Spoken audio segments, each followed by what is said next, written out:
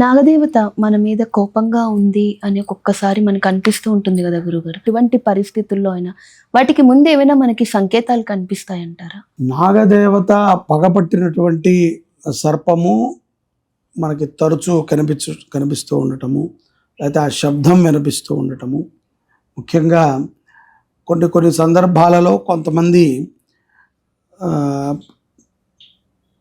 కాలసర్పాలని చంపుంటారు. అంటే ఇప్పుడు అత్యంత విశేషమైనటువంటి నాగదేవతలు కొంతమంది ఉంటారు.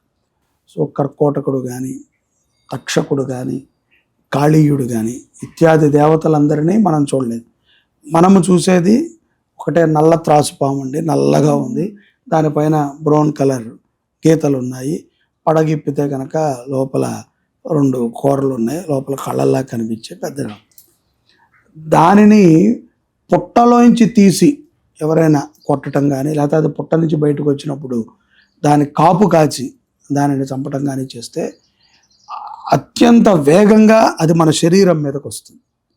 శరీరం మీదకి వచ్చి మన శరీరం మీద కూడా చెక్స్ ఏర్పడటము, చర్మం అంతా ఊడిపోతూ ఉండటము, పొడి పొళ్ళు ఆడిపోతూ ఉండటము, తరచూ చాలామందిలో మనం చూస్తూ ఉండొచ్చు నాలిక బయటకు పెట్టి మాట్లాడటము, లేకపోతే చక్కగా తెలివైనటువంటి వాళ్ళు బుద్ధిమాంద్యులైపోవటము, ఇవి చూస్తూ ఉంటాం. ఇది కోపానికి సంకేతంగా మనకి శాస్త్రం చెప్తూ ఉంటుంది. ఎక్కడో నువ్వు పెట్టరాని పుట్టలో వేలు పెట్టావయ్యా, అది కరిచింది, అది ఏమిటి అనేది మనం నివృత్తిని చేసుకుని దానికి మనం